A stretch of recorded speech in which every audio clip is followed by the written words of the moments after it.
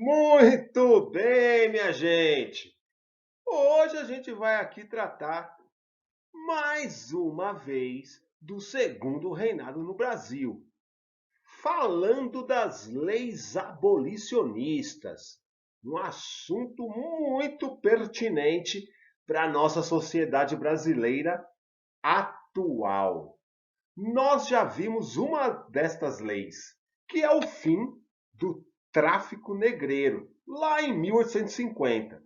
E hoje veremos mais três, fundamentais para entender o nosso racismo estrutural na sociedade brasileira. Então, se liga. E a primeira destas três é a Lei do Ventre Livre, de 1871.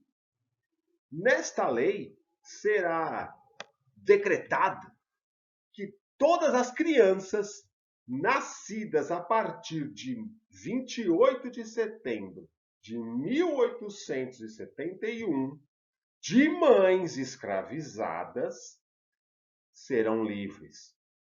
Então, a criança que nasceu a partir dessa data, ela não é mais uma escrava. Só que esta criança deveria ficar aos cuidados do seu senhor até os 8 anos de idade. Vai vendo. E a partir daí que o senhor podia pensar em entregar essa criança para o Estado, aonde ela ia, sei lá, para algum tipo aí de instituição para menores,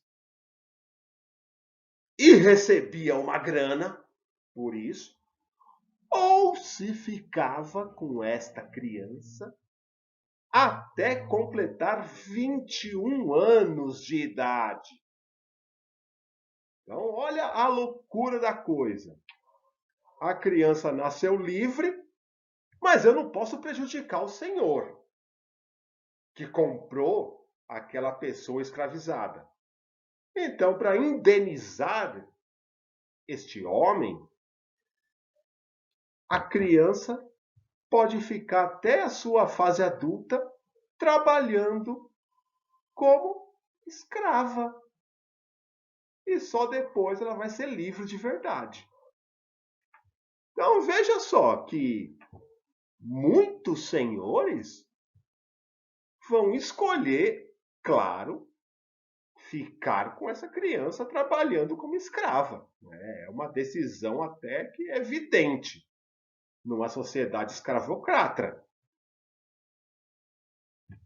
Essa lei do ventre livre, ela é bastante cruel, né? Porque ela propõe uma liberdade, mas uma liberdade que não existe. E aí a gente tem a lei dos sexagenários, lá de 1885.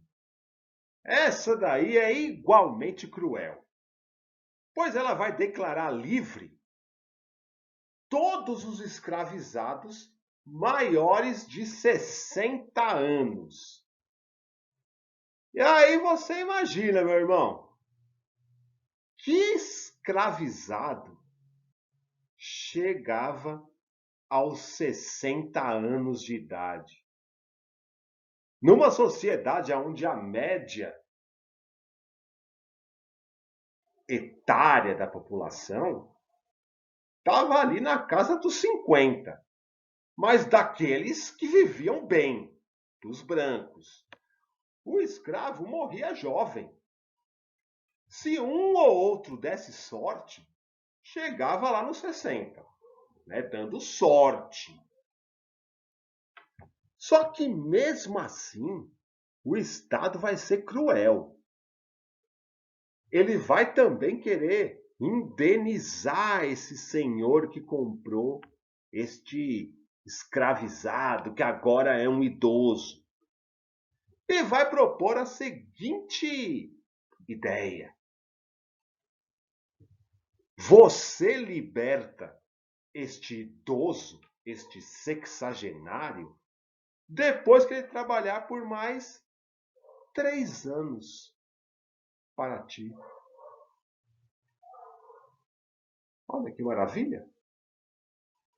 O camarada trabalhou a vida inteira pro sujeito ali, pro escravizador, para aquele senhor.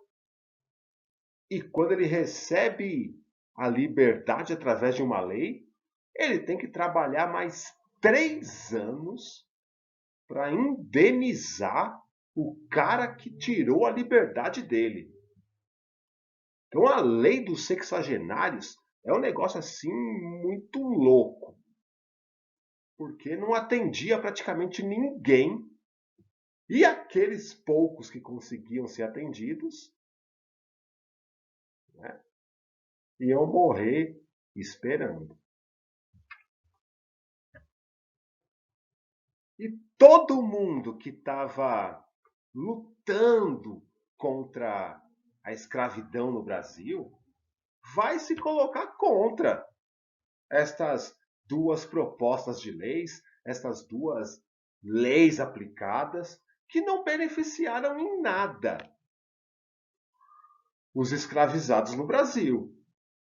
Então você vai ter muita gente se mobilizando contra o governo brasileiro e contra a escravatura no Brasil.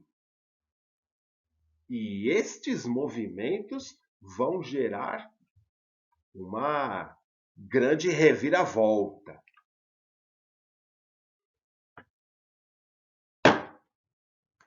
Uma reviravolta chamada Lei Áurea de 1888. Após muita pressão dos movimentos pró-abolição, dos movimentos pelo fim da escravatura, a nossa cara princesa Isabel, filha de Dom Pedro II, vai assinar a lei que declara extinta o fim da escravidão no Brasil. Ó, palmas. Só que ela não tem nada de maravilhinda nesse caso. Ela só fez por pressão mesmo. Mas libertou milhares de pessoas de uma situação de escravidão. E não lhes ofereceu nenhum benefício após isso. A maioria dos escravizados não tinha instrução nenhuma. Logo, precisavam se sujeitar aos piores trabalhos. Se fosse no campo, o que o cara ia fazer? Se ele não tinha terra. O Estado não falou, ó, agora você é livre, eu vou te dar um tequinho de terra para trabalhar. O Estado não fez isso, falou, ó, você é livre, ó, boa sorte, tchau, vai. Vai para onde? Aí ele ficava na terra do ex-senhor, trabalhando em semi-escravidão, em troca de comida, moradia. Ou ele ia para a cidade, para trabalhar no quê? Nos piores serviços que se pode imaginar, que era onde ele era contratado. Então a Lei Áurea, ela é completamente ridícula, porque ela simplesmente falou: companheiro, você é livre. Livre para quê? Para morrer de fome? Livre para não ter onde morar? Livre para me sujeitar a uma sociedade onde negros são considerados inferiores, livre para ver meus filhos sem ter aonde estudar, livre para me sujeitar a trabalhar por comida. E foi a esta liberdade que a Lei Áurea aqui em cima sujeitou e ofereceu a estes escravizados negros. Então, sempre reflita muito sobre o que foi o processo de abolição da escravidão no Brasil, porque é um processo cruel, um processo racista e um processo que excluiu o negro na sociedade brasileira. E isso nos impacta até hoje. Valeu, minha gente.